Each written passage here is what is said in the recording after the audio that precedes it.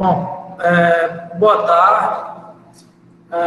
Hoje a gente tem a nossa segunda aula de Geometria Euclidiana, do curso de Licenciatura em Matemática do IFCE Campus Juazeiro do Norte. A ideia é abordar os capítulos 1 e 2, se não completamente, pelo menos parcialmente, o 2, do livro Fundamentos de Matemática Elementar, volume 9, que vai ser o livro texto que a gente sugeriu para essa parte inicial de geometria plana, tá bom? Então, vou seguir, quem tiver com o livro vai poder verificar que a gente vai seguir um roteiro bem parecido com o que está no livro, eventualmente mudando um pouco a ordem de algumas coisas, dando enfoques que não tem no material, tá bom? As aulas síncronas, como eu falei, vão ser gravadas aqui no Instituto Federal, todo mundo das salas, do bloco A, na sala 2, e vou utilizar um quadro para fazer anotações, tá bom?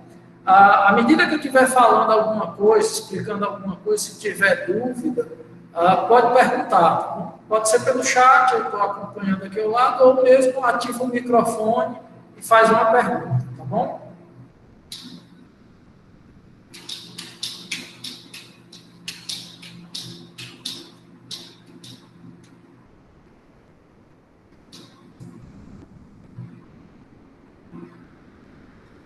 Capítulo 1 do livro, ele trata essencialmente de duas coisas.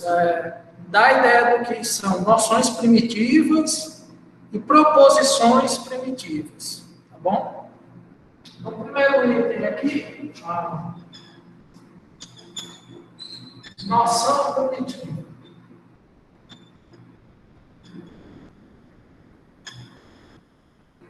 Bom, quando você quer dar uma noção de alguma coisa, ou caracterizar um certo elemento, a ideia é utilizar uma definição, tá? O que a gente vai chamar de noção primitiva são elementos da matemática que a gente vai aceitar sem definição.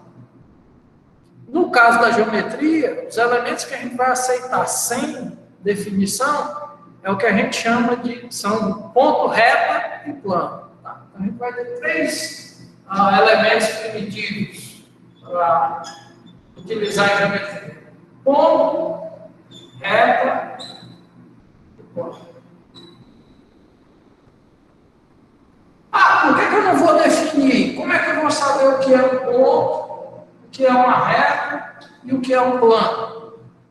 Bom, a gente vai conversar aqui. Eu vou tentar te dar uma noção, mas eu não posso escrever o que é um ponto, ou escrever o que é uma reta, ou escrever o que é um plano, através de uma definição. Por que não? Porque ia acabar acontecendo da gente trocar simplesmente uma palavra por outra. Tá? Por exemplo, se eu quisesse definir o que é uma reta, alguém ia dizer, é uma linha que não muda de direção. Aí tá, e o que é linha? Ou o que é um ponto? Um ponto é um objeto que não tem tamanho, que serve para localizar. E o que é objeto? E aí a gente entrar numa cadeia, numa sequência de perguntas, que quem já pegou uma criança muito curiosa, acontece. Você pergunta o que é uma bicicleta, você diz, é um objeto que você usa para se locomover. Aí a pessoa, e o que é um objeto? E o que é locomover? Aí começa, cada resposta que você dá a uma pergunta, gera uma nova pergunta. E aí só tem uma maneira de você interromper a conversa, era chegar em termos tão básicos que ele aceitaria aqueles termos sem definição, ou fazer o que acontece normalmente nos dicionários. Você vai lá no dicionário pesquisar a palavra bonito. O que é bonito? É belo. Aí quando você vai lá em belo, aí diz, o que é belo? É bonito. Aí você fechou um ciclo. Se fosse pesquisar, o que é um número par? Aí o dicionário ia dizer, aquele que não é ímpar. Aí você vai pesquisar, o que é um número ímpar? É aquele que não é par. Fecha um ciclo e você não fica com noção nenhuma. Então, para evitar essa enxurrada de perguntas, de definições, uma seguida da outra, tentando esclarecer algo, a gente precisa de alguns elementos iniciais que vão ser aceitos sem definição. Na geometria, esses elementos vão ser ponto, reta e plano. Tá? Mas a gente vai conversar. O que é o ponto? Bom, o ponto ele não tem tamanho e o objetivo do ponto é localizar algo. Por exemplo, Juazeiro do Norte, dependendo da situação, pode ser representada por um ponto. Por exemplo, se você pega o mapa do Brasil, de repente, você lá no mapa do Brasil, você localiza Juazeiro do Norte por um pontinho seguido da palavra, o nome da cidade, Juazeiro do Norte. Então, ali está localizando bem quem é Juazeiro do Norte. Mas, numa outra situação, por exemplo, algum de vocês quer falar comigo e liga para mim e diz, Eduardo, estou precisando falar com você. Onde é que você está? Aí eu digo, eu estou em Juazeiro do Norte. Não vai adiantar muito, você não vai conseguir chegar onde eu estou só com essa informação. Então, Juazeiro do Norte, nesse caso, passa a ser uma região, um local bem extenso, não é mais representado por um ponto. Então, Juazeiro, nesse caso, não seria pontual. Tá. Reta. Tanto reta quanto plano são formados por pontos.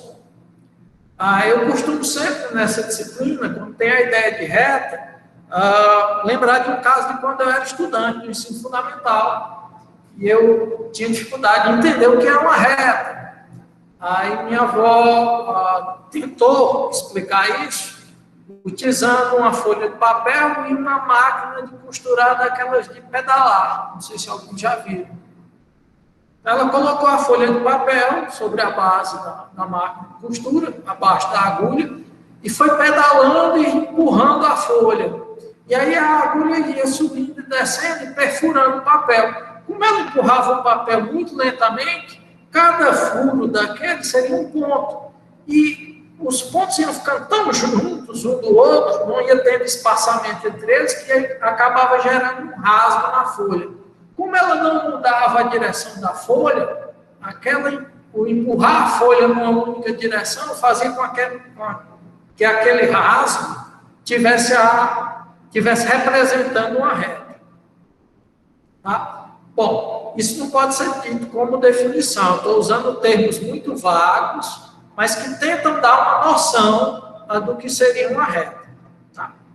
Uma outra ideia é quando você está num carro e você segura o volante e sem girar, e você faz com que aquele carro se movimente, a trajetória que aquele carro percorre é de uma... Se você pega, por exemplo, um ponto do carro e vai olhar qual é a trajetória que aquele ponto do carro percorre ao carro se movimentar, é justamente uma trajetória retilínea, uma reta. Bom, embora não tenha definição para ponto nem para reta, a gente tem representações geométricas para esses elementos. Então, normalmente eu vou indicar um ponto assim, fazendo uma pequena marcação e usando uma letra latina maiúscula. Então, eu estou falando ali do ponto A. Para representar uma reta, eu vou fazer um traço como esse e usar uma letra latina minúscula, para fazer um pouco maior. Então, essa é a reta R. Isso aqui está representando uma reta, mas não é uma reta. Por quê? Porque reta é algo infinito. Então, você não teria fim aqui. Se eu tivesse que prolongar isso, eu ia prolongar indefinidamente. Tá? Então, reta seria uma linha que não tem mudança de direção e que é infinita em ambos os sentidos de percurso que você resolver adotar. Queira você vir aqui para a direita, queira você vir aqui para a esquerda. É infinito. Tá? E o plano? O plano seria você imaginar, por exemplo, o piso dessa sala, sendo que esse piso ele pudesse ser prolongado em todas as direções. Então, um plano é uma superfície sem ondulações e que é infinita em qualquer direção que você adote. Tá? Bom, a gente também tem uma representação para plano.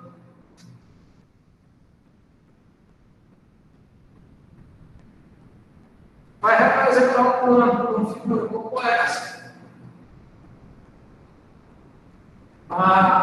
Utilizando uma letra grega minúscula. Então, ali eu estaria falando do plano alfa. Tá?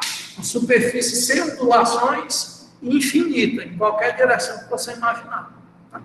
É claro que no dia a dia você não encontra objetos que sejam retas, nem objetos que sejam planos, porque você não tem algo infinito.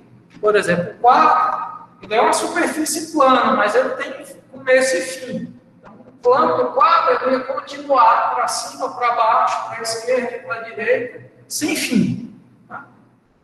Já uma reta, você pode dizer, essa quina aqui do quadro seria uma reta. Bom, mesmo a quina, imaginando que você não tem espessura, não tem retas mais grossas e retas mais finas, mas ela tem um começo e um fim. Então, ela não é uma reta é algo infinito. Tá? Bom, embora a gente tenha esses elementos que são bem abstratos, a gente vai utilizar esses elementos abstratos para tirar resultados de situações concretas mais na frente. Mas, por enquanto, eu quero que você entenda que os elementos, as noções primitivas em geometria que a gente vai trabalhar, os elementos que a gente vai adotar sem utilizar uma definição para ele, são ponto, reta e plano. Então, ter uma ideia do que é um ponto, do que é uma reta, do que é um plano, é algo importante. A partir desses elementos primitivos, desses conceitos primitivos, a gente sempre que acrescentar um novo termo, um novo elemento, um novo ente matemático, a gente vai utilizar uma definição. Então, é como se a nossa cadeia de definições fosse construir um muro e os elementos primitivos fossem o alicerce do muro. Vai ser sobre eles que eu vou colocar os outros termos, que seriam tijolos, e aí bem definidos, bem encaixados, sobre esse alicerce. Tá bom? O segundo ponto que a gente vai tratar aqui, dois, vou utilizar o pincel preto, parece que fica melhor de visualizar. Proposições primitivas.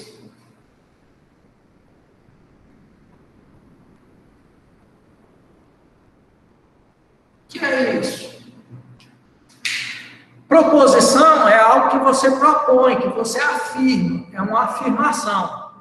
Na matemática, via de regra, o que você afirma, o que você propõe, é algo que você precisa provar se é verdadeiro ou não. Tá?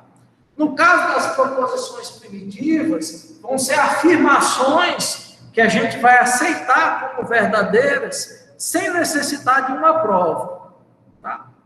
E que elas são indispensáveis para você começar a construir uma teoria. Claro, não é dizer, eu vou pegar qualquer afirmação e torná-la verdadeira porque eu quero. Não é bem assim. Vai pegar algumas afirmações bem simples que a gente vai adotar como verdadeiras e a partir dessas afirmações a gente vai fazendo outras afirmações que aí sim vão poder ser provadas a partir dessas afirmações iniciais. E à medida que você vai provando proposições, você vai gerando uma teoria, um conjunto de afirmações que vão poder ser utilizadas para provar outras propriedades, outras afirmações, outras proposições dentro daquela teoria. Tá bom? Então, a mesma ideia lá do muro. O alicerce do muro vão ser essas afirmações que a gente vai aceitar sem prova. Bom, um termo que é muito utilizado em matemática para substituir para substituir o termo proposições primitivas é a palavra axioma. Tem outros. O livro de vocês, por exemplo, resolve chamar de postulado. Tá? Eu acho que o termo axioma é mais geral quando você trata da matemática como um todo. Então, eu vou estar utilizando o termo axioma para me referir a essas proposições primitivas que a gente vai aceitar sem necessitar de uma prova, tá bom? E aí, no começo da geometria, a gente vai apresentar, à medida que for precisando, a gente vai apresentando esses axiomas, essas afirmações que a gente vai considerar como verdadeiras, tá? Até aqui alguma dúvida, alguma pergunta?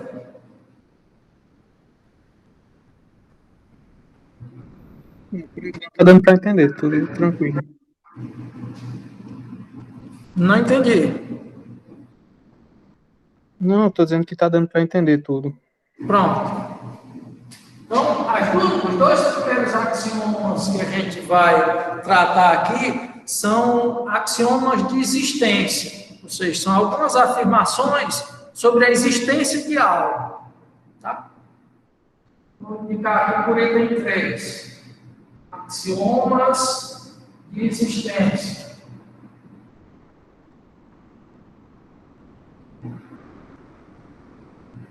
E aí eu vou começar a numerar os axiomas. Então, eu vou chamar o primeiro axioma aqui de A1. O que diz o primeiro axioma aí de vocês? Diz o seguinte: numa reta, assim como fora dela, existem infinitos pontos.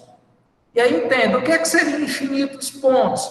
Tantos quantos eu precisar. Se eu precisar pegar 10 pontos numa reta, a reta tem. Se eu precisar pegar 10 milhões de pontos, ela tem. E assim sucessivamente. Isso tanto na reta, quanto fora da reta. Primeiro axioma aqui, numa reta,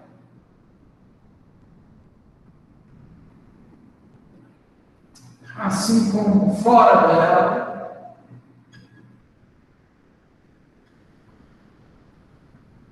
existem infinitos pontos.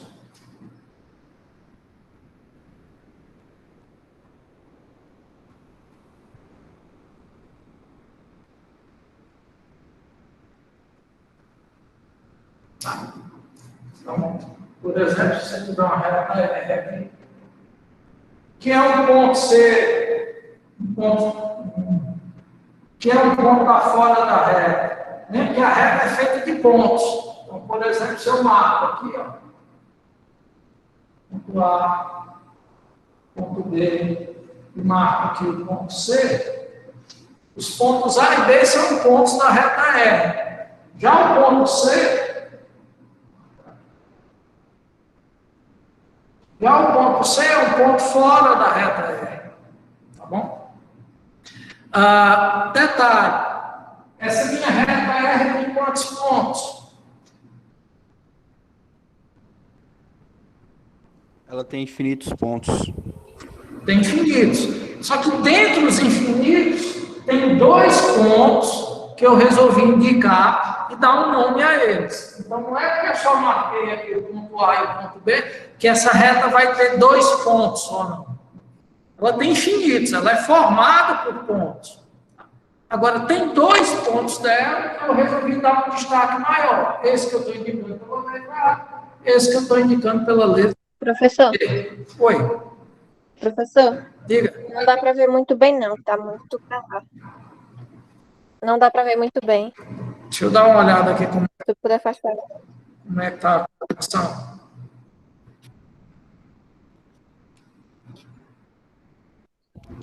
O final do quadro, professor, a parte de baixo não dá dando para ver muito bem.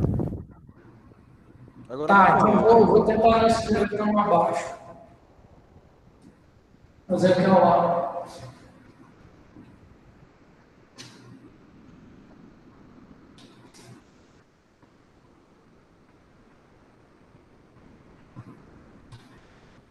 A figura que eu tinha era essa daqui. Tá? Você tem uma reta R. Sobre essa reta R, eu destaquei 2 pontos dela, mas isso não quer dizer que essa reta só tenha 2 pontos. Tem tantos quanto eu quero. Se eu precisar de um outro ponto aqui, chamar outro ponto de D, outro ponto de E. Você diz, mas não vai chegar um momento que não dá mais para escolher pontos? Não, porque lembra que ponto não tem tamanho. E as retas, elas são infinitas. Então, se eu precisar de mais pontos, eu posso até não estar podendo representar, porque a ponta do meu pincel tem um tamanho. Mas cabem pontos lá. É como se você fizesse um programa e depois desse um zoom. Aí você visse que não tem espaço ocupado ainda. Tá? E fora dela, então, é que eu posso pegar quantos pontos eu quiser. Eu posso pegar um ponto C, posso pegar um ponto G, posso pegar um ponto H. Tá? Então, quando eu coloco que tem infinitos pontos, entenda que eu estou dizendo que numa reta e fora dela eu posso pegar tantos pontos quanto eu precise. E aí, num problema que eu disser, eu vou pegar aqui 5 pontos nessa reta, ninguém vai chegar a perguntar para mim, mas será que tem 5 pontos na reta? Tem. Tem mais. Se eu quiser pegar 50 pontos, será que tem 50 pontos na reta? Tem mais. E isso a gente vai estar adotando como uma verdade, sem precisar de uma prova. É por isso que a gente chama essas verdades, essas proposições iniciais de proposições primitivas ou axiomas. São aceitas sem precisar de uma prova. Tá? Bom, segundo axioma. Axioma A2. Num plano, assim como fora dele, existem infinitos pontos.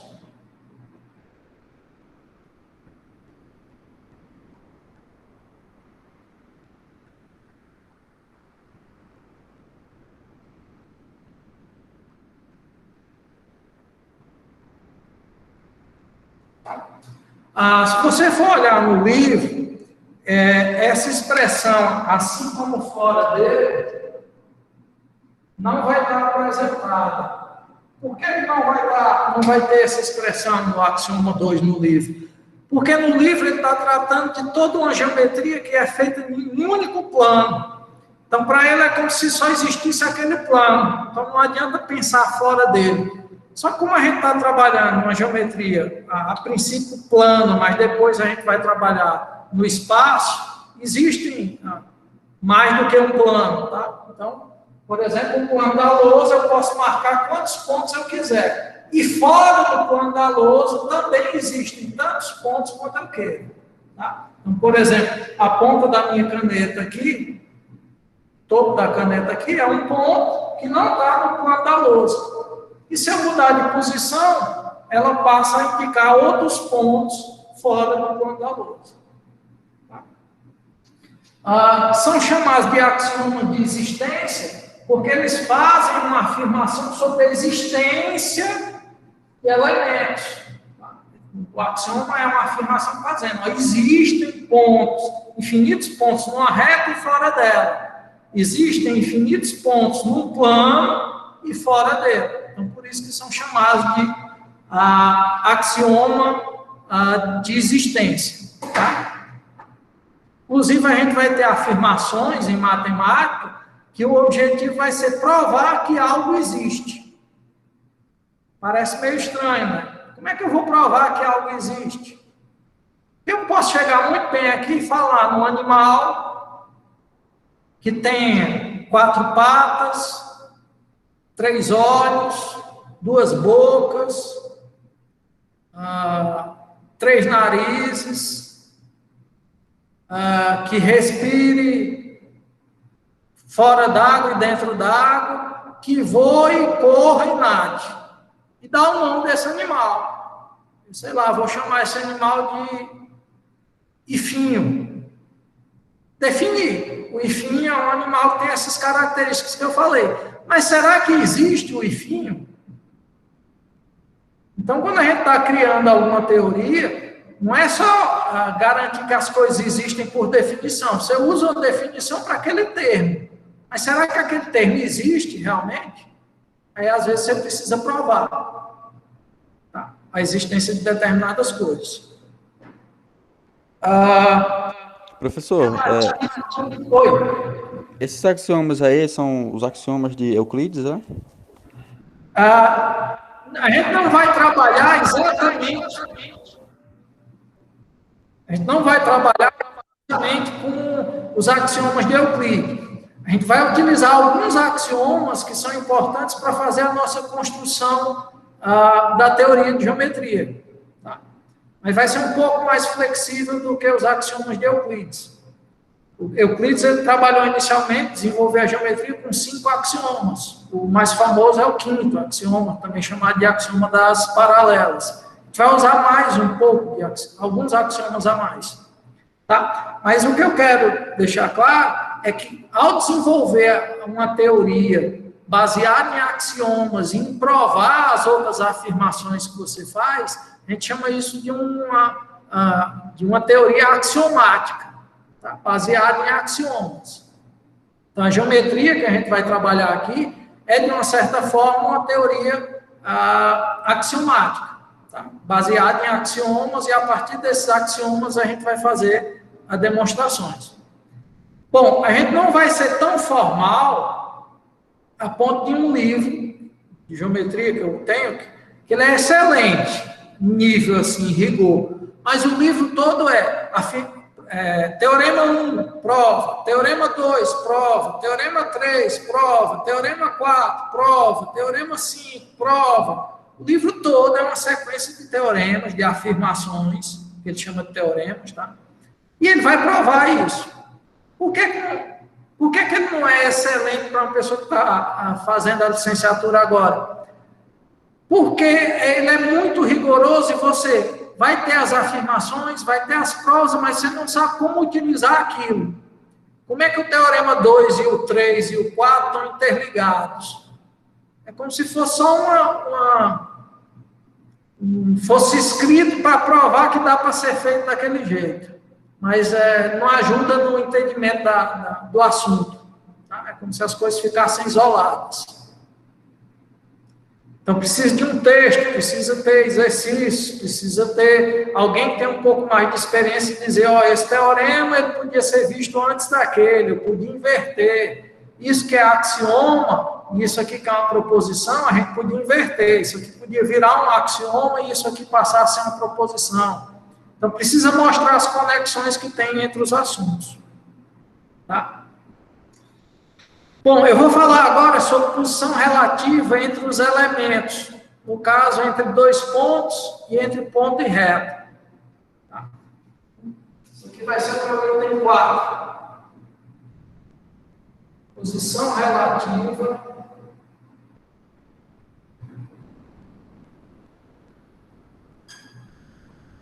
entre. Vamos analisar 2 situações. O que pode acontecer quando você tem 2 pontos e o que pode acontecer quando você tem um ponto e uma reta.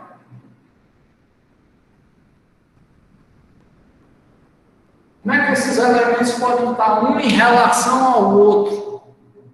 É isso que eu quero ver aqui com vocês.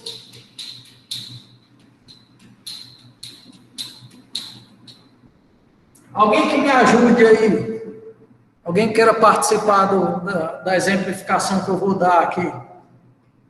Diga o nome. Ativa o microfone e diz o nome. Abner. Abner, me diga o nome do seu pai e da sua mãe. Wilson e Zenilda. Gilson. Wilson e Zenilda. Denilda. Zenilda. Zenilda. Isso. Pronto. Imagina que eu chego e digo, eu quero falar com um estudante aqui da turma que é filho do Dilson. Pode ser. Denilson, né? Wilson. Pronto. Wilson. Aí você se apresenta, sou eu. Vou resolver outras coisas e depois eu chego aqui na sala, eu estou precisando falar com outra pessoa. Aí eu quero falar com o filho da Genilda, é isso? Zenilda. Zenilda, sou péssimo para nomes. Bom, filho da Zenilda. Aí a princípio eu estou querendo que seja outra pessoa. Aí você vai e se apresenta de novo. Professor, sou eu de novo.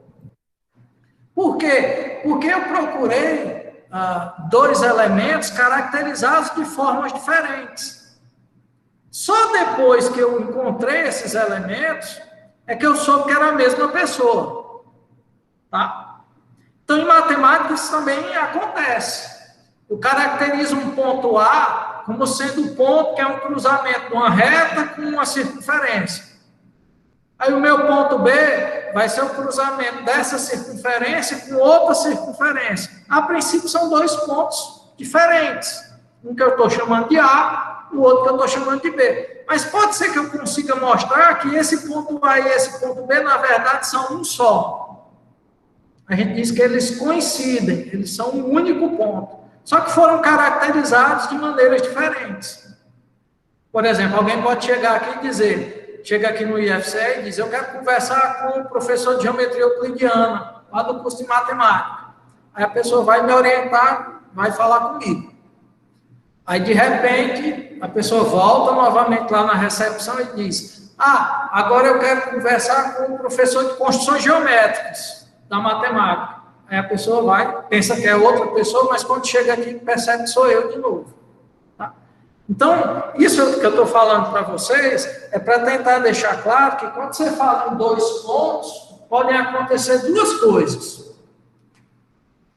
Ou esses pontos são realmente pontos distintos um do outro. Você tem um ponto A e você tem um ponto B, e aí você diz que o A é diferente do B, chama esses pontos de pontos distintos.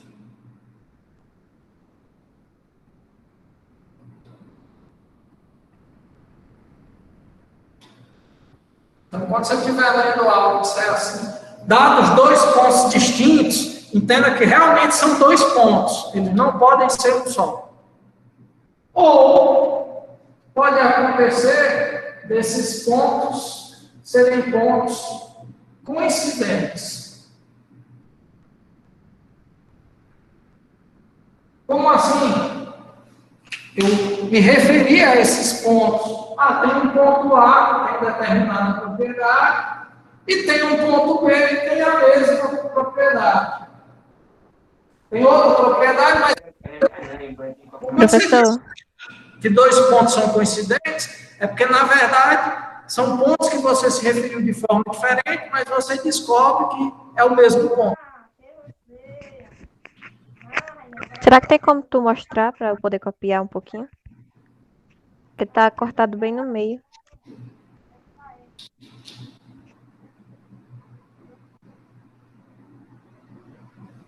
Assim, a imagem que eu estou mostrando aqui, a tela vem até aqui. Ana, se tu É porque eu tiver tô com o celular.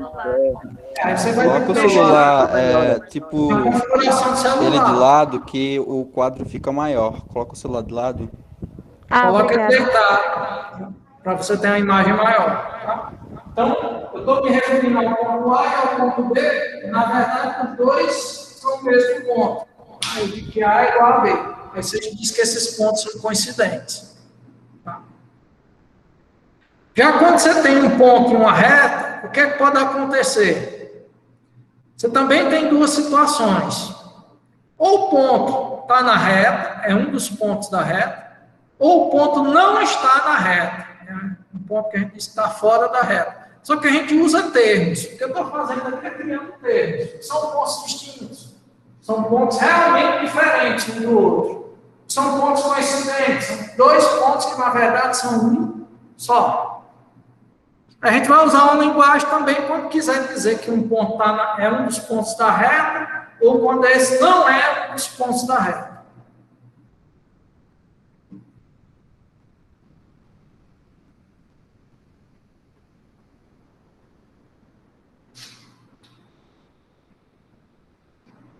Então, por exemplo, uma reta é um ponto A, o termo que a gente vai utilizar para dizer que A não é um dos pontos da reta E, a gente vai dizer que A não pertence à reta E.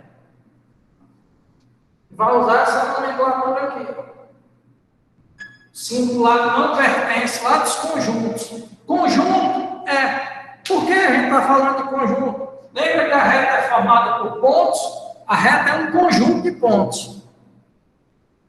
Aí, se eu quero dizer que esse termo aqui é um elemento desse conjunto, eu digo que pertence. Só que no caso não pertence, não é elemento. O A não é um dos pontos da reta R. A não pertence à reta R.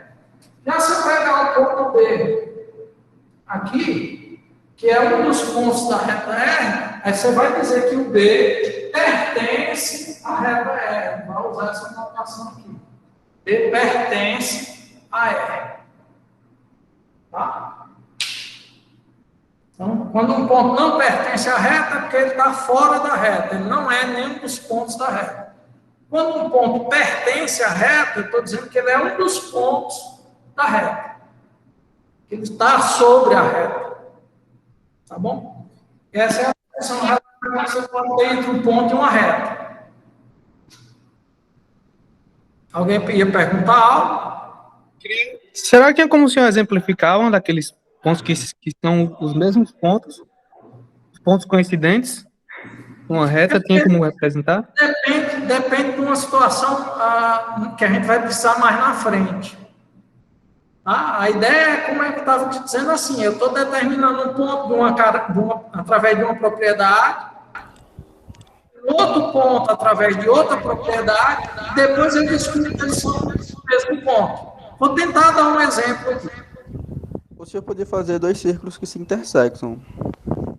Tá, mas o problema é que só dois círculos não vai gerar uma situação que é... Professor, é como dizer, só dizer de formas diferentes, não? Tipo, 2 mais 2 é 4, 3 mais 1 é 4. Resulta na mesma coisa, né? Você tem duas expressões. Quando você soma números, o resultado é um número. Então, isso aqui é um número. Isso aqui também é um número. Só que, apesar de serem expressões diferentes, elas representam o mesmo número. Só que esse é um exemplo utilizando números. Eu quero usar uma ideia utilizando geometria, pontos. Vou tentar fazer uma figura aqui. Paralelogramo é um quadrilátero em que dois lados são paralelos e os outros dois também são paralelos.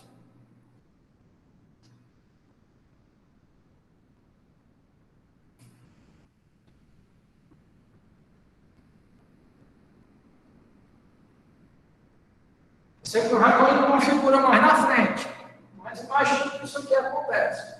Tem aqui um quadrilátero, ABCD, onde AB é paralelo a CD, BC é paralelo a AB.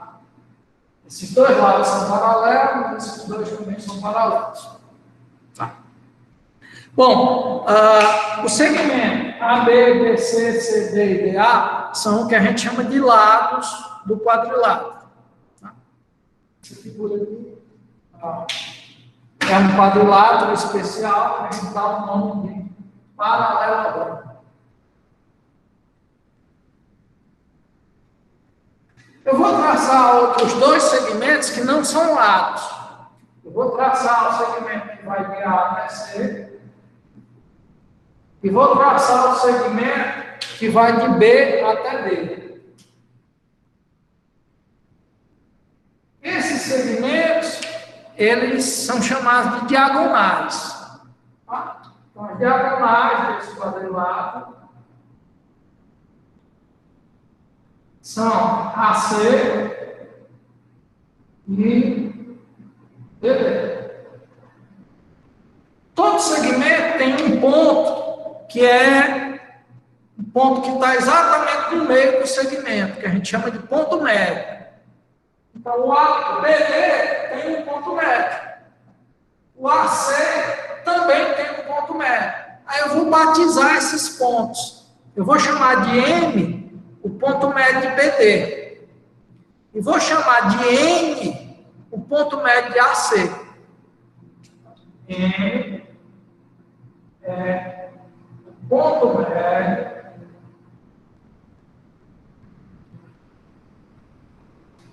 de DD. N é ponto médio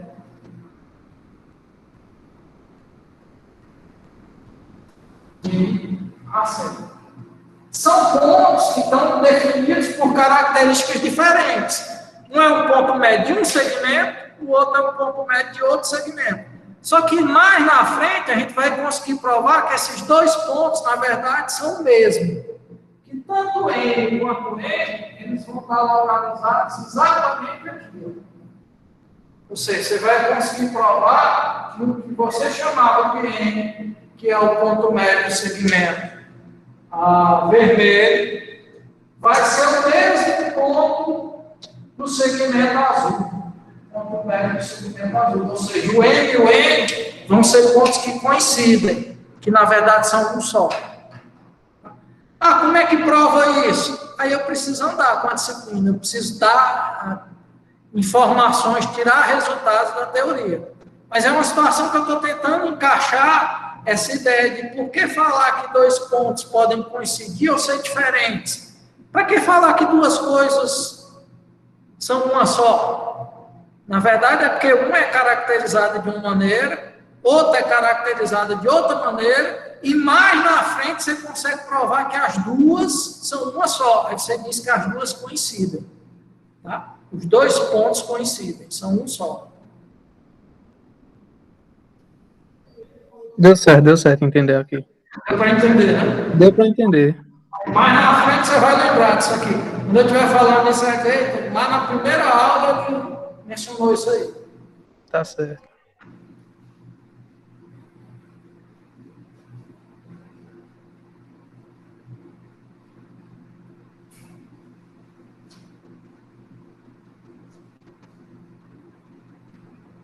Bom, vou falar agora num outro axioma, que a gente chama de axioma de determinação da reta.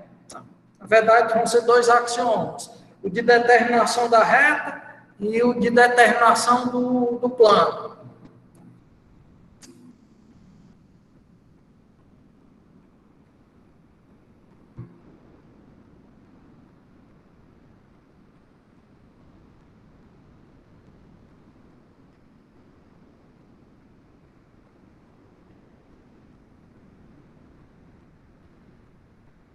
Que determinar alguma coisa? Uma coisa está determinada quando não tem dúvida sobre ela. Ela é aquilo que foi falado e pronto. Por exemplo, se eu chego aqui na sala e digo que o Eduardo é inteligente, a minha frase não está determinada. Porque será que eu estou falando de mim mesmo ou eu estou falando do Eduardo Henrique, que é estudante da turma? Aí alguém vai ficar, opa, não tenho certeza de quem é que ele está falando. O sujeito da frase não está determinado. Estou numa dúvida. Tá? Bom, então quando eu digo que um elemento, que uma reta está determinada, é porque só existe aquela reta. Não tem dúvida de que existe outro. Aí eu vou imaginar uma situação aqui. Imagine que você tem aqui um ponto A. Quantas retas você acha que dá para traçar que passam pelo ponto A? Infinitas, eu acho. Você acha que dá para traçar que passam pelo Infinitas. ponto A? Infinitas. Aí alguém vem e diz, tem essa daqui, ó. Tá, mas não tem só ela. Podia ser essa outra, essa outra, essa outra, essa outra, essa outra. E como esse giro pode ser tão pequeno quanto eu queira, eu posso ter infinitas retas ali passando pelo ponto A, que é como se eu pegasse a reta e ficasse girando assim. Ela pode assumir infinitas posições. Então, dado um ponto, ele não determina uma única reta que passa por ele. Tá? Se eu falar, trace a reta R que passa pelo ponto A, aí você vai dizer, qual? Porque não tem só uma. Então, a reta não fica determinada só fornecendo um ponto para ela. Mas, se você fornecer 2 pontos da reta e 2 pontos distintos, aqui o ponto A e aqui o ponto B. Então, dados 2 pontos distintos de uma reta, a reta fica determinada. Não dá mais para ficar com dúvida de qual é a reta. Se eu disser, trace a reta que passa pelos pontos A e B. Por que não gera mais dúvida? Porque perde a situação de poder girar. A que passava por A podia girar. Só que agora só tem uma posição que passa por B. Se eu girar, fica passando só por A. A mesma coisa se eu girar a partir de B. Então, dados 2 pontos distintos, eles determinam uma única reta que passa por eles. Esse é o axioma que a gente chama de axioma de determinação da reta.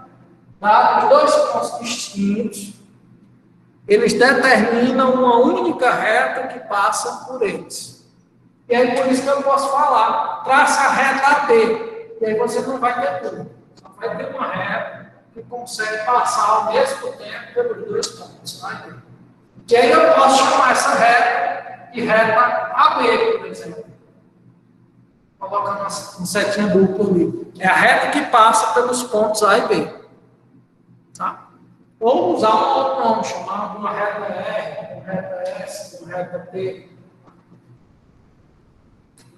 Um outro exemplo seria você imaginar a reta como se fosse uma pequena tábuazinha de madeira.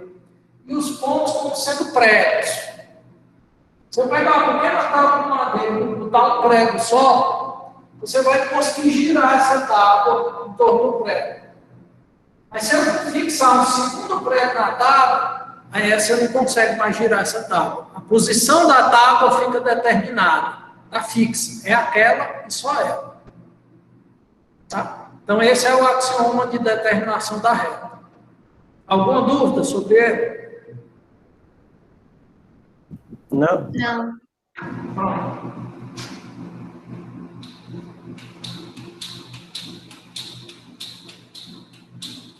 O item 6, aí eu vou mudar um pouco a ordem do que tem no livro. Você vai ter uma definição. Uma definição para um termo que a gente vai criar. Colineares. Eu vou definir o que é que são pontos colineares. Quando é que eu vou dizer que pontos são colineares? Eu preciso escrever a definição.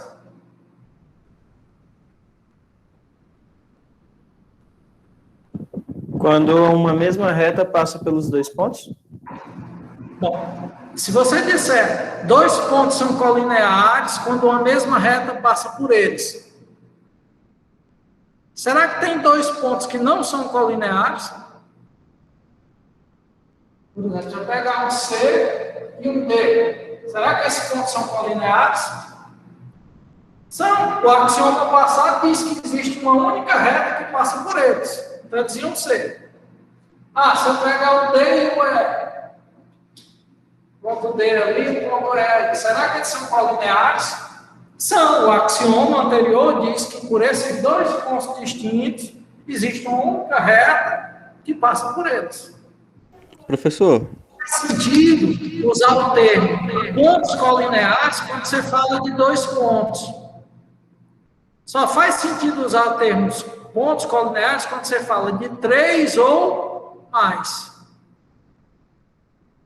professor, essa palavra aí, colinear, ela quer dizer que pertence à mesma reta, à mesma linha, é isso? Pronto, o livro de vocês ele diz assim, pontos colineares são pontos que pertencem a uma mesma reta. Pronto, essa é a definição que ele dá. O que eu estou tentando discutir com vocês é que não faz sentido usar o termo colinear para 2 pontos. Por quê? Porque 2 pontos sempre são. Não existe uma reta que passa por eles? O axioma anterior diz que existe e é só uma. Garante não só a existência, mas unicidade também. Então, se não faz sentido, é melhor usar a definição quando você tiver 3 ou mais pontos. Então, normalmente eu escreveria assim. 3 ou mais pontos que pertencem a uma mesma reta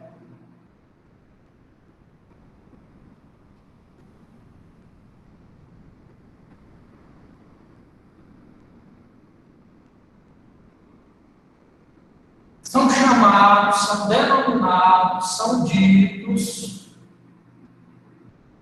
pontos colineares.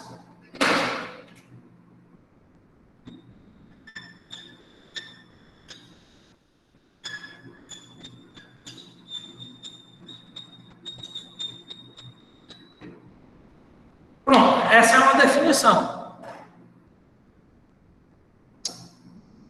Bom, e aí entenda, é uma definição que eu estou escrevendo. Como eu só acho que só faz sentido falar quando for 3 ou mais pontos, eu coloco na definição. 3 ou mais pontos são ditos, quando pertencem à mesma reta, são chamados de pontos colineares. Então, se eu desenhar aqui uma reta,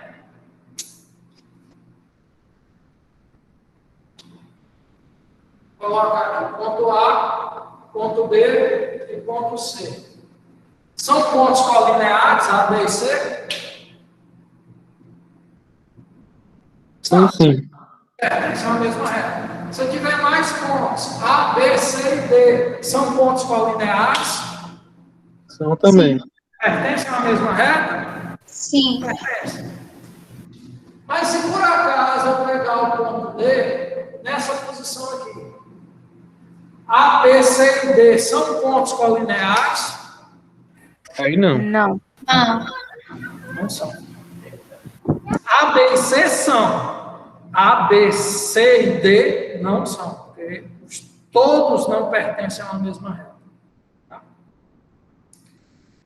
Tá? E se eu fizer assim?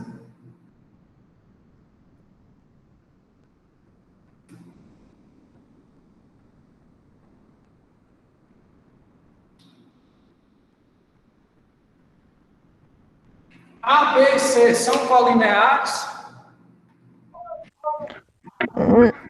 Não. Nesse caso, não, porque ainda não tem nenhuma reta passando. Não tem a reta. O fato da reta não estar A desenhada reta existe. não Só, significa que ela não existe. você só tem que passar o ponto de A para B e de B para A. Se for uma reta, Então existe a reta que passa por A e B. Qual é a dúvida? Será que essa reta Se ela que passa corta por A C. e B também passa em C? Essa é uma dúvida. A reta não está traçada. Então, cuidado. Quando você tem 3 pontos daquele jeito, eles parecem ser, mas eu não tenho certeza. Aí Como é eu que eu só tenho tenho. certeza? Ou Só se se eu traçar a reta, ou se o problema dissesse os pontos A, B e C são colineares. Aí, mesmo sem a reta estar traçada, como o enunciado do problema diz que são colineares, então é porque eles estão sobre uma mesma reta. Existe uma reta que passa pelos 3. Então, se não tiver, eu não posso considerar ela uma. Eu não tenho certeza. Pode até parecer. E aí vai um alerta muito grande quando a gente estiver trabalhando com geometria. A gente não pode se julgar pelas aparências. Tá? Alguém acha que é, outro acha que não é. Então, se não tem certeza, não usa. Não considera aquilo. Eu não tenho certeza. Tá bom? Tá bom.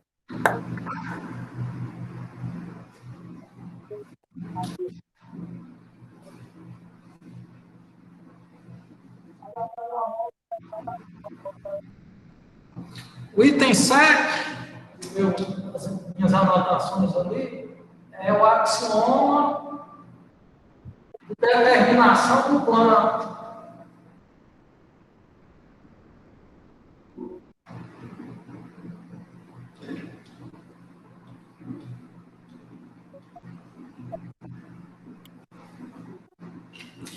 Será que se eu tiver um ponto só, por exemplo, a ponta da minha caneta aqui, e eu quero traçar um plano que passe por esse ponto, será que só existe um?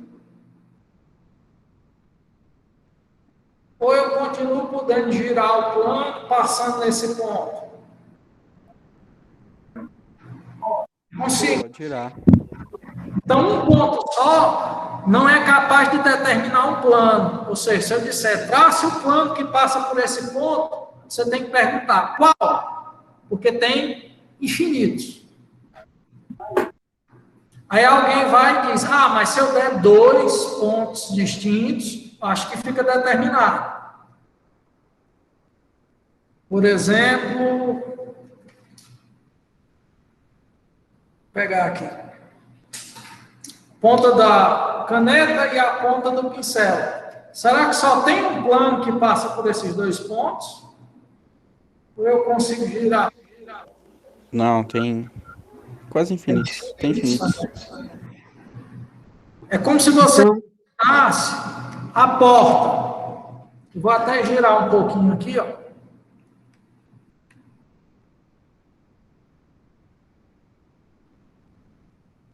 Imagina 2 pontos aqui, ó. Esse está dobradiço, esse outro que também está na dobradiça. Tem esse plano da porta que passa por esses 2 pontos. Só que a porta pode girar.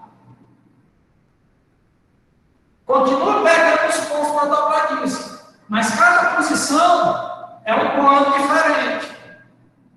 Tá? Então, 2 pontos, eles não determinam um plano. O plano continua por dentro.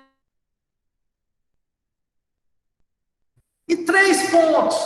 Será que se eu disser, trace esse plano que passa pelos pontos A, B e C, será que isso amarra? Isso determina o plano? Será que ele fica bem determinado? Sim. Será que gera dúvida? Fica determinado. Fica determinado. Bom, eu vou voltar de novo lá para a imagem da porta. Vou girar aqui o computador. Os 3 pontos, eu vou pegar aqui, ó. Ponto A, na primeira dobradiça, ponto B, na segunda dobradiça, e ponto C, na terceira dobradiça. Tem esse plano, tem esse outro, tem esse outro, tem esse outro, tem esse outro. Para cada posição da porta tem um plano diferente. Então quer dizer que vai depender da posição? Ali, eles não determinam um plano. Por quê? Porque é como se eles estivessem numa mesma Porque reta. eles são colineares.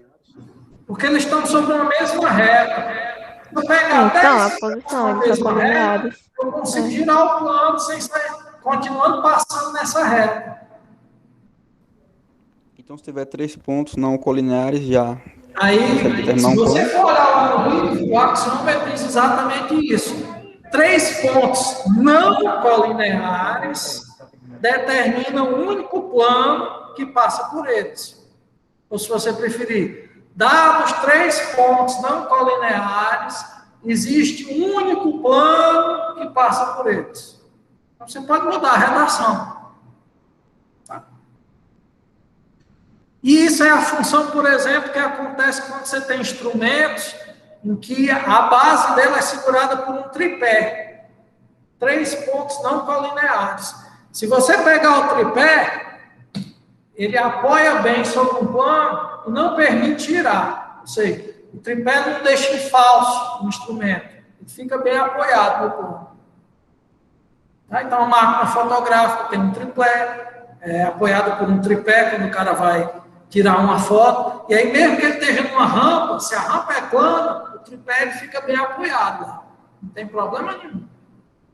Então, a ideia do tripé é justamente o fato de usar esse axioma, que 3 pontos não colineares determinam um único plano. Existe um único plano que passa por eles. A ideia é essa. Ponto A, ponto B, ponto C. Se são pontos não colineares, só vai ter um plano passa por eles. Qual vai ser o plano? O plano que pega essa superfície aqui.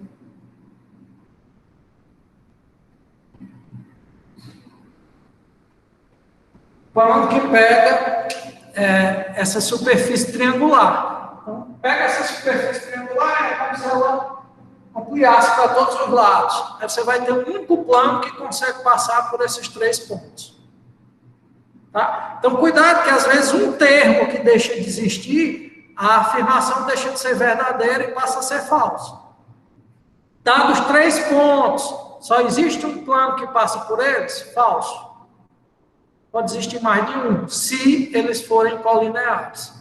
Agora, dados 3 pontos não colineares, só existe um plano que passa por eles? Sim, é justamente o que a gente chama de axioma de determinação do plano.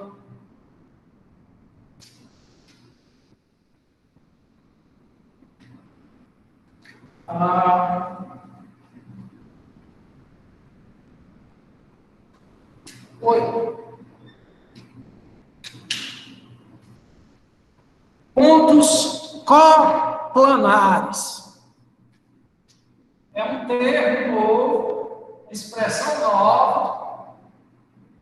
E se é uma expressão nova, a ideia é que eu deixe claro para que serve essa expressão. O que é que essa expressão quer dizer? Dá uma definição para essa expressão. Se por acaso não for possível dar uma definição, aí isso aqui vai ter que entrar como sendo um conceito primitivo. Só que pode, a gente consegue definir o que são pontos coplanares.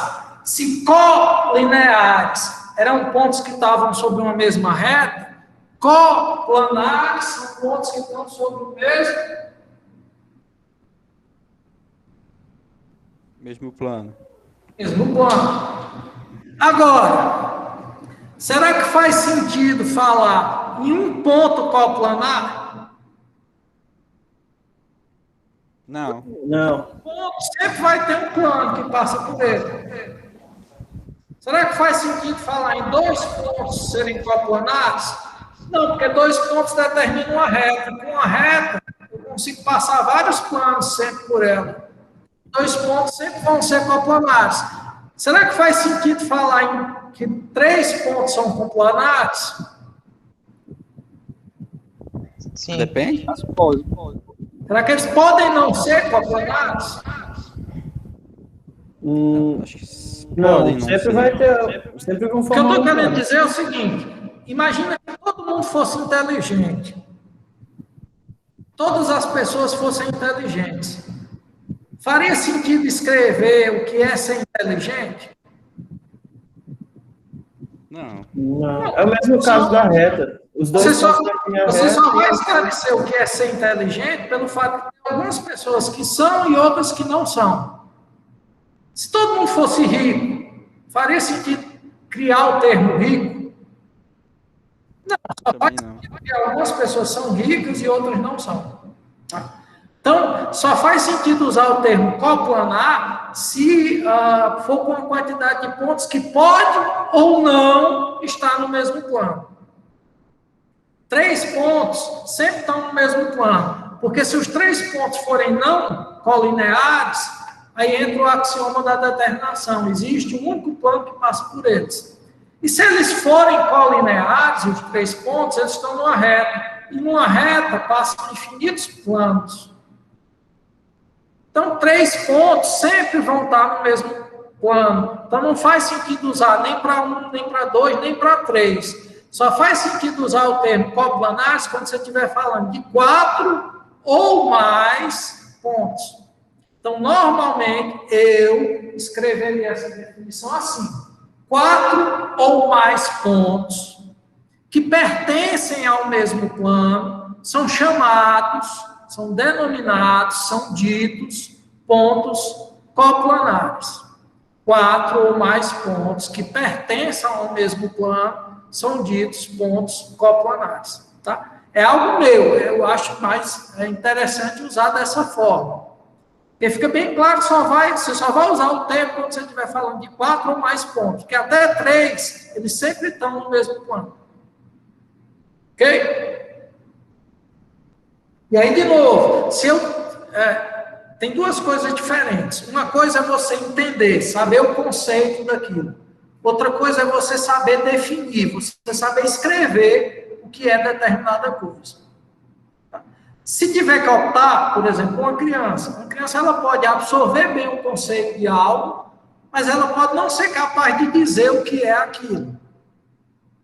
Uma criança ela pode entender, absorver bem o conceito do que é um cachorro, identificar cachorro em qualquer lugar, mas ela pode não ser capaz de dizer que o cachorro é um mamífero da família tal, que tem determinadas características.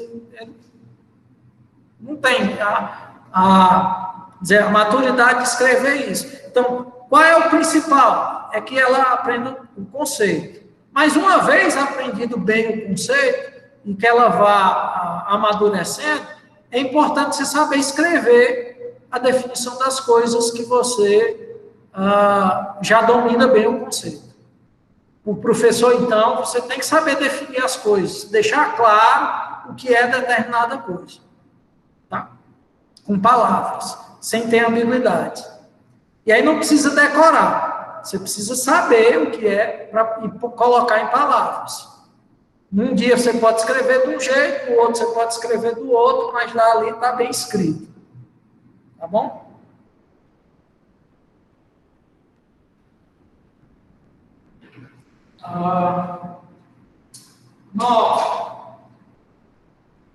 Axioma da inclusão.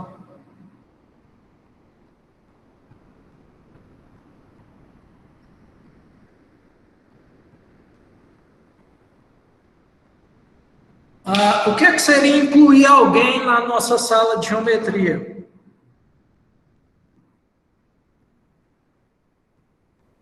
Seria adicionar ela na sala. Aí eu vou fazer igual a criança. Incluir, aí você diz que é adicionar. E o que é adicionar? Você só trocou uma palavra. Pegar alguém que não está na sala e colocar nela. Fazer com que ela seja um membro. Que ela fique inserida na sala. Que ela seja um dos elementos, uma das pessoas que estão dentro da sala. Tá? O axioma da inclusão, ela diz o seguinte. Eu vou fazer uma situação aqui para ver se vocês conseguem compreender. Vou pegar aqui que eu não trouxe. Vou pegar os elementos. Imagina a capa da minha agenda, uma bela agenda, como sendo um plano, ela é infinita, tá? Será que uma reta, eu vou deixar assim para ficar melhor de visualizar a situação que eu quero mostrar. Será que uma reta pode não ter nenhum ponto desse plano? Será que eu posso traçar uma reta que não tenha nenhum ponto desse plano? Por mais que eu prolongue, essa reta nunca vai cruzar esse plano? Você está falando de reta paralela? É a situação que a gente chama de ser uma reta paralela. Sim. Por exemplo, você tem um piso da sala e você tem uma viga lá. A situação não é que a viga fique assim. A ideia é que ela fique numa posição paralela. Então, uma reta e um plano podem não ter nenhum ponto em comum. Será que podem ter só um? Não. Como se a reta viesse assim, ó, furasse o plano e atravessasse. Aí sim. Essa reta e o plano só teriam um ponto em comum. Será que uma reta e um plano só pode ter exatamente dois pontos em comum? Tem um. Se eu forçar a ter outro, olha o que acontece. Tem um ponto em comum. Aí eu estou forçando o outro para vir para cá. Quando o outro ponto da reta cai sobre o plano, a reta toda cai no plano. É isso que diz o axioma da inclusão. Se uma reta tem dois pontos distintos em comum com o plano, ou seja, são pontos tanto da reta quanto do plano, Então, essa reta está contida no plano. O que é que significa a reta estar contida no plano? Todos os pontos da reta também são pontos do plano. Tá? Dizendo novamente, se uma reta possui dois pontos distintos em comum com o plano, então essa reta está contida no plano. Normalmente a gente tem isso assim. Imagina aqui no plano alfa. Aí eu pego aqui dois pontos nesse plano alfa, que eu estou chamando de A e B. Bom, eu sei que existe a reta que passa por A e B. Essa reta eu vou chamar de E. Só o fato de saber que dois pontos da reta E estão no plano alfa, isso me garante que a reta toda está no plano alfa. Não só o A e o B, mas todos os outros pontos dela. Isso é o que diz o axioma da inclusão. A reta está incluída no plano, quando ela tiver dois pontos distintos nesse plano. Se tiver só um, eu não tenho certeza. Pode estar incluída, mas pode estar naquela situação de furar. Mas se tiver dois, aí eu tenho certeza que ela tem que estar no plano. Ela tomba e cai sobre o plano. Tá? Uma linguagem mais corriqueira. Tranquilo? Sim. Um outro ponto aqui, no livro, ele traz algumas definições. Traz alguns termos que ele vai definir. Eu vou destacar dois termos. Figura e figura plana.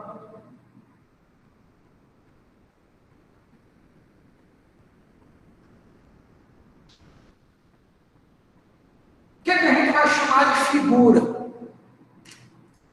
Todo conjunto de pontos. Então, todo conjunto de pontos vai ser uma figura. Independente se vão ser 3, 4, 5 ou infinitos. Por exemplo, uma reta tem infinitos pontos, então é uma figura. Um ponto é uma figura também, porque é um conjunto com um único elemento, com um único ponto. Um plano é uma figura. Então, qualquer objeto que seja formado por pontos é chamado de figura. O que vai ser uma figura plana?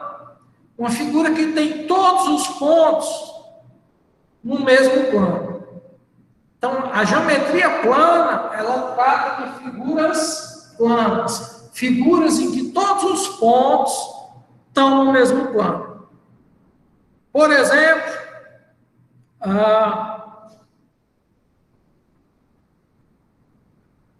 esse mouse aqui, se eu imaginar que cada local dele é um ponto, seria uma figura. Será que é uma figura plana? Não. Porque não tem como colocar todos os pontos do mouse no mesmo plano. Eu posso até traçar planos que pegam alguns pontos da figura, mas todos não tem. Isso aqui é uma figura espacial. Mas, se você pega, por exemplo, só a superfície da capa dessa agenda, essa superfície é uma figura plana, porque todos os pontos dela estão sobre o mesmo plano. O diário todo não é. Porque tem pontos que estão mais acima, outros que estão mais abaixo, não tem um plano que pega todos os pontos da agenda. Mas só essa superfície aqui de cima, só o tampo aqui de cima é uma figura plana. Tá? E a geometria plana vai tratar de figuras planas.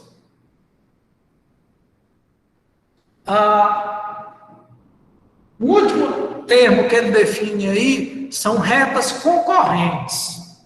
Tá?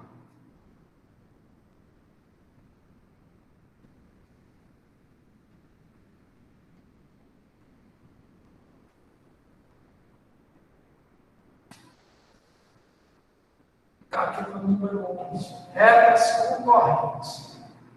E aí, nessa parte, retas concorrentes, vou falar de duas coisas. Eu vou apresentar uma definição do que são retas concorrentes. Depois de definir o que são retas concorrentes, eu vou fazer com vocês a prova da existência de retas concorrentes. Eu vou provar que retas concorrentes existem. Como assim, Eduardo? Definir alguma coisa é algo muito simples. Por exemplo, uma aluna aí do curso, que eu posso usar o nome para dizer que eu não estou fazendo bullying com ninguém. Ana Lúcia. Eduardo. Ana Lúcia. Pronto, Ana Lúcia. Foi mal, Eduardo. Ana Lúcia está me autorizando a usá-la no exemplo. Imagina que Ana Lúcia resolve definir quem é o homem ideal para ela. Ela começa com características bem importantes. Tem que ser flamenguista, tem que ser bonito, tem que ser rico, tem que ser inteligente, tem que ser bem-humorado, tem que ser atencioso, tem que ser corajoso, tem que ser trabalhador, tem que ser honesto, tem que beijar bem. Aí ela sai colocando uma série de coisas. Esse é o homem ideal. Aí depois que ela disser tudo isso, aí eu vou e pergunto: existe homem ideal? No papel ela colocou. E só vai usar o termo homem ideal para um homem que tenha todas aquelas características. Ela pode ter listado 50 características. Aí eu vou perguntar: existem homem ideal? Aí Não. existe. Não. Eu só vou poder dizer que existe. Aliás, ela só vai poder dizer que existe se ela pegar a pessoa e disser: esse daqui tem a característica 1, a característica 2, a 3, a 4, a 50 características ele tem. Então, ele é um exemplo de um homem ideal. Agora, mostrar que não existe é mais difícil ainda, porque sabe o que ela precisaria fazer para mostrar que não existe? Pegar todos os homens do planeta e mostrar que para cada um deles falta alguma característica. O Eduardo, ele não é bonito, morreu. O Robson, ele não é flamenguista, morreu. Aí, se ele conseguisse passar por todos os homens e mostrar que algum daquelas 50 qualidades faltava em todos eles, aí ela podia dizer: verifiquei todos os homens, eu posso dizer com certeza que não existe homem ideal, apesar de eu ter definido. Alguém pode dizer: coisa doida, definiu que não existe. Alguém já ouviu falar em unicórnio? Já? Alguém já ouviu falar em dragão? Não, ninguém sabe se existe. Alguém já ouviu falar em Papai Noel? Já. São definições de coisas que não existem. Tá? E aí, o que é que eu vou fazer aqui? Eu vou definir o que são retas concorrentes. Só que eu vou tentar mostrar que existem. Esse seria o meu trabalho. O trabalho que o autor do livro fez. Então, definição. Que são retas concorrentes.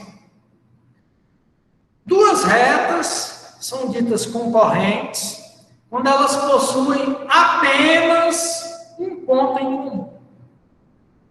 Duas retas são chamadas de retas concorrentes quando elas possuem apenas um ponto em comum.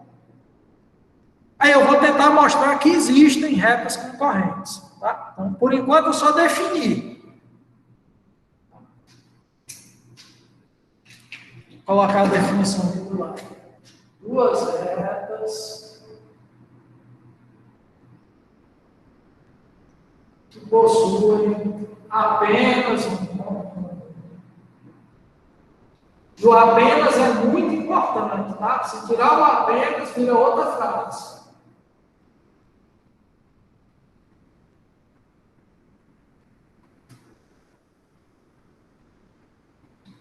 São retas concorrentes. Por que se eu tirar o apenas, vira outra frase?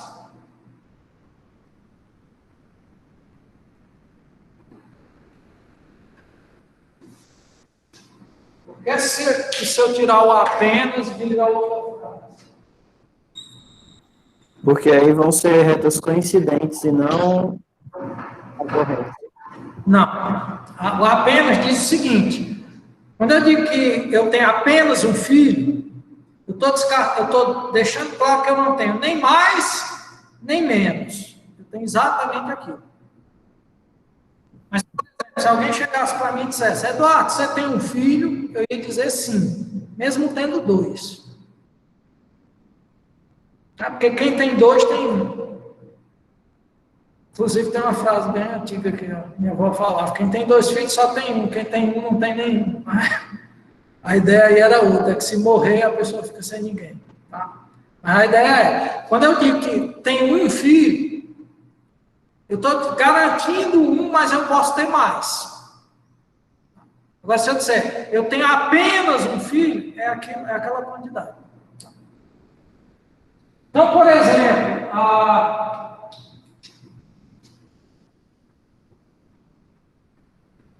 imagina isso aqui.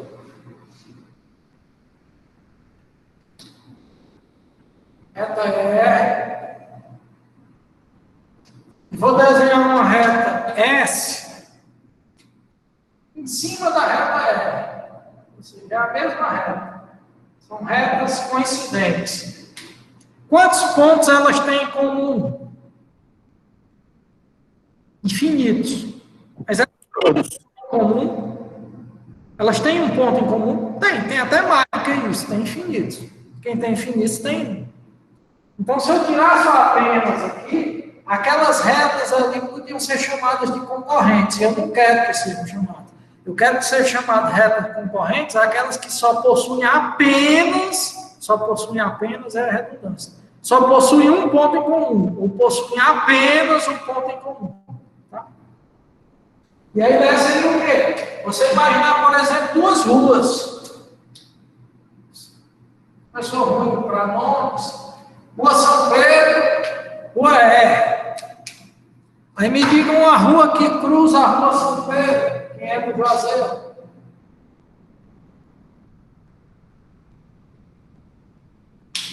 Uma rua que cruza São Pedro. Santa Luzia. Pronto, São Francisco, Santa Luzia. Se elas se cruzam, aquelas duas retas, imagina as duas como sendo retas, tá? Elas possuem apenas um ponto em comum. Aí essa é a situação de falar em retas concorrentes. Lembra que se elas estão indicando um ponto, é como se eu voltasse para a minha história. Alguém liga para mim e diz, Eduardo, você está onde? Aí eu vou e digo, eu estou na esquina da São Pedro com a São Francisco. Determinou onde eu estou? Determinou. Alguém me localiza. Alguém vai até lá, claro que se conhecer as ruas, né? E consegue achar onde eu estou. A ideia de retas concorrentes são retas que possuem apenas um ponto em comum, seria esse ponto aqui. Ó. Esse ponto que é tanto da reta R quanto da reta S. Bom, agora vamos para a parte mais abstrata. Como é que eu provo que existem retas concorrentes?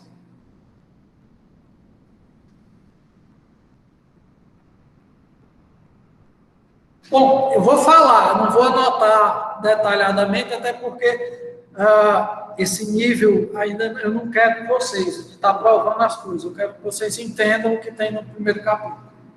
Mas a ideia é, pega uma reta R, pegue agora um ponto na reta R e um ponto fora da reta R, um ponto A na reta R, um ponto B fora da reta R. Quem é que garante que tem esse ponto A na reta R? E quem é que garante que tem esse ponto B fora da reta R? Um axioma. Lembra qual? O A1. O A1 diz, uma reta tem infinitos pontos. Então, eu estou pegando um deles. E fora dela, também tem infinitos pontos. Eu estou pegando um deles. Chamando esse de A e esse de B. Agora, a gente vai fazer o seguinte. Eu vou traçar a reta que passa por A e B. Tem alguma dúvida? Quando eu digo traça a reta que passa por A e B, tem mais de uma? Será que tem? Acho que não. Será que tem mais de uma? Por aí Nesse mesmo? caso, não. Nesse caso, não, que o senhor determinou a reta que vai ser a letra A e a Quem é letra que B. garante que só tem uma? Que tem, só tem uma. É o O axioma. axioma O axioma da determinação da da reta. reta. Dados dois pontos não colineares, existe, na verdade, dois pontos distintos, existe uma única reta que passa por eles. Né? Vou chamar essa reta aqui de reta T. Bom, da maneira que eu construí, eu já garanto que a reta E e a reta T têm um ponto A em comum. Então elas têm um ponto. Será que só tem ele? Ou será que pode ter outro? Por enquanto, da maneira que eu construí, o ponto A foi pego na reta E. Então ele é um ponto da reta E. A reta T foi construída passando por A e B. Então ele também é um ponto da reta T. Então o ponto A é comum, a reta R e a reta T. Então um ponto em comum as retas já têm. Será que só tem esse? Porque se só tiver esse, acabei de mostrar que são retas concorrentes. Como é que Só eu tem esse. esse? Aí alguém vai, olha, eu só estou vendo aquele, Eduardo. Mas lembra que retas são infinitas? Essa reta aqui não para aqui, ó, ela continua. Não para aqui, ela continua. A azul também continua. Mas ela só se cruza naquele ponto. Quem é que me garante que Entra na questão de na ângulo, já? relação das retas não vai surgir um outro ponto em comum? Ah, eu estou vendo, Eduardo. Lembra que eu disse que não pode se basear nas aparências? Eu Pode, preciso de que não existe outro ponto em comum. pode ser em relação a ângulo, já? Que há Falei, um ângulo entre elas? se eu não falei em ângulo, eu não posso usar. Eu Tá só bom. A construção axiomática é justamente aquela ideia de levantar o muro. Então é porque outro ponto... Olhar sobre o que já foi falado. Então é porque outro ponto que faz parte da mesma reta, T, não faz parte da reta R. Por quê? Porque tá ali, que o senhor colocou fora. Ó, imagina que tenha outro. Imagina que além do A, tem um ponto F, que seja das duas retas. Essas duas retas ia acontecer o quê? Ia ter dois pontos em comum. Mas só existe uma reta que passa por dois pontos distintos, A e F. Aí o que isso ia fazer? As duas retas virarem uma só. Só que se virasse uma só, a gente ia ter um problema. Qual é o problema? O ponto B, ele não é de R e é de T. Então não tem como virar uma só. Conclusão, aquilo que a gente imaginou de ter um segundo ponto em comum não pode acontecer. Porque se acontecesse, ia fazer as duas retas virassem uma só que elas não são uma reta só. O ponto B pertence à reta T e não pertence à reta R. Então eles têm um ponto de diferença. Então não são retas coincidentes e, portanto, não pode ter um outro ponto em comum entre a reta R e a reta T. Só tem o ponto A mesmo. E aí, por isso, a gente prova a existência de retas que possuem um ponto em comum apenas, que eu defini como sendo retas concorrentes. Ok? Bom, diante, eu acabei falando muito, e aí a gente só conseguiu cobrir o assunto do capítulo 1, mas eu acho mais interessante parar aqui e na próxima aula retomar com o capítulo 2. Sugiro que você faça uma leitura e tente fazer os exercícios do final do capítulo 1, tá bom? Entenda que a minha aula em si foi tentar estimular, dar um entendimento geral sobre o que tem no capítulo 1. Cabe a você ler e se apropriar disso. Entender a aula é o primeiro passo.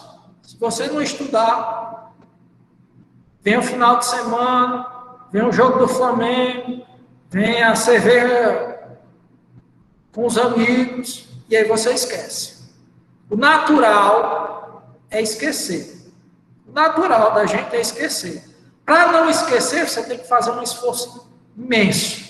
Esforço para quê? Para se apropriar daquilo, para aquilo estar tão dentro de você que você lembra de qualquer maneira. Por exemplo, seu nome, o nome da sua mãe, onde é que você mora. Aquilo está tão ligado a você que você não esquece. A marca de cerveja que você toma é algo que está tão ligado a você que você não esquece. Tem gente que, para não esquecer da marca de cerveja, toma todo dia.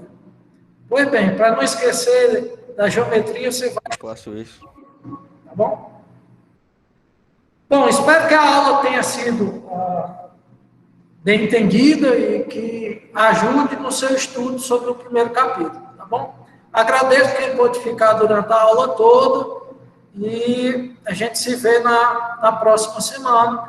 Quem ainda não respondeu a consulta lá sobre a mudança de horário, na sala tem uma consulta, por favor, responda, porque eu ia ligar para as pessoas que não tinham falado na aula anterior, só que eram muitas pessoas, então eu resolvi colocar a consulta lá no mural da sala, tá bom? Vou interromper a gravação.